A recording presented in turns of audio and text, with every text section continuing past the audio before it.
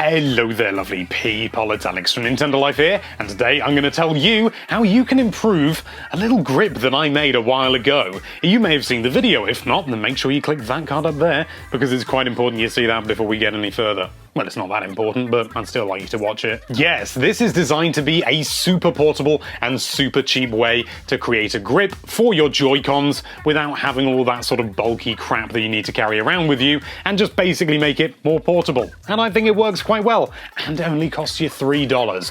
But I thought I could improve it, so I've done just that. And here it is! Alex, that just looks like a normal grip. You lied to me. Well, it may well look like a normal grip, and it may well act like a normal grip. But you know what? It's not a normal grip. Yes, this is removable and transformable, and frankly, it's just a little bit tasty.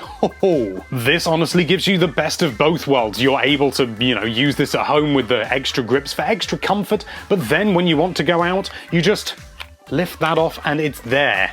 And it did rattle a bit. Don't worry about that, it's just this isn't technically a finished product. I might have gotten away with it too. If it wasn't for these blasted But how do you make something as tasty as this, and how is it working? Well, I'll tell you through something that nobody can properly explain to me, and that's genuine. If you've got a proper description, please leave it in the comments. Magnets. So in order to make this, you're first going to need to remove these 4 screws here, and then these 4 screws here, and then these 4 screws here, adding up to a total of how many?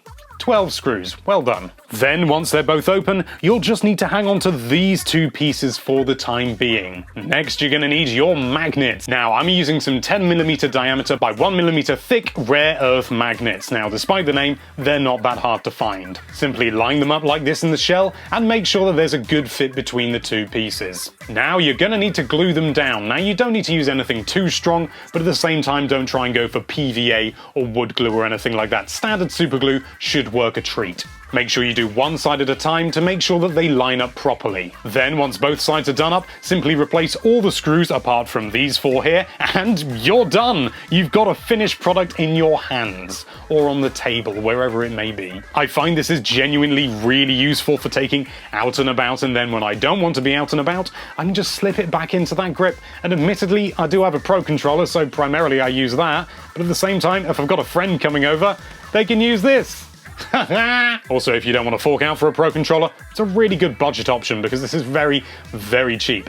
I estimate it to be about $3.50, but the video title would probably say $4 for the sake of ease. Now, as with the last video that I linked to at the beginning of this video, I did not come up with this idea initially. This has been done numerous times online. I don't know who originally came up with the idea, but whoever it was, full credit to you. I just wanted to apply it to the cheapest grip available in order to make it as low cost as possible so that anyone can do it. It's also super simple, so you've got no excuses. Hop to it. Thank you so much for watching. If you like this video, then why don't you feel the magnetic pull of that subscribe button and then click it, and be sure to check out NintendoLife.com for all sorts of lovely Nintendo-related content.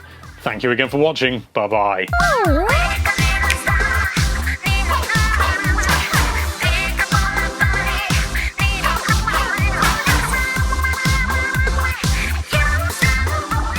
Most reliable